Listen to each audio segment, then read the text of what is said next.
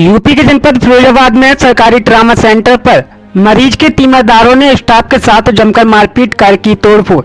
घटना के बाद अस्पताल का गेट बंद कर स्टाफ ने इमरजेंसी सेवा को बंद कर जताया विरोध। वही मौके पर पहुंची पुलिस और प्रशासनिक अफसरों ने करीब 2 घंटे बाद स्वास्थ्य सेवा को सुचारू रूप से कराया शुरू। दरअसल यह घटना तब हुई जब घायल मरीज को तीमारदार अस्पताल लेकर पहुंचे, जहां तीमारदार और अस्पताल के स्टाफ के बीच स्ट्रेचर को लेकर कासुनी हो गई, जिसको लेकर मरीज के तीमारदारों ने अस्पताल के स्टाफ के साथ जमकर मारपीट और अस्पताल में तोड़फोड़ कर दी। वही आरोपी घटना को देखकर मौके से फरार हो गए। अस्पताल के स्टाफ ने विरोध जताते हुए इमरजेंसी सेवा को बंद कर दिया। इमरजेंसी सेवाएं बंद होने से मरीजों को अस्पताल के गेट के बाहर घंटों इंतजार करना पड़ा, जिससे मरीजों को काफी परेशानी हुई। घटना की सूचना पर पुलिस और प्रशासनिक अफसर भी पहुंच गए।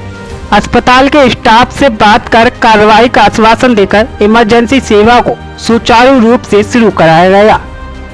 फिरोजाबाद से राजीव सक्सेना की खास रिपोर्ट।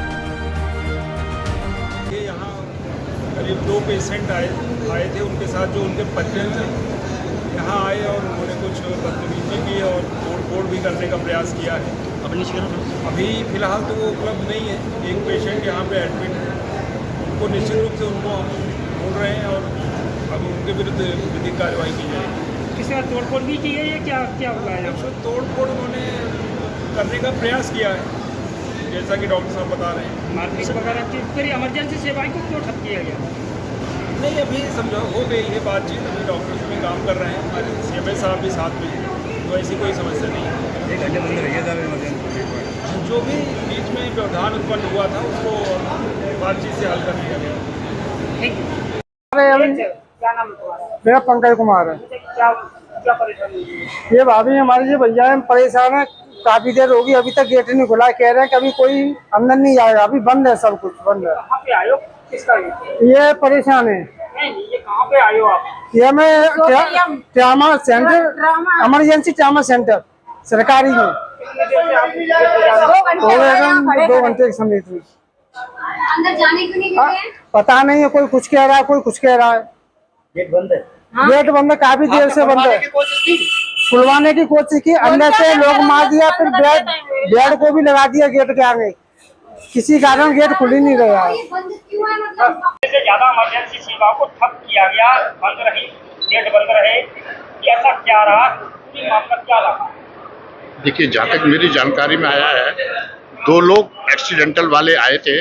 गांव का नाम सुयादगढ़ कुछ इस तरह का नाम है ना, बसई मोहम्मदपुर उसके थाने के।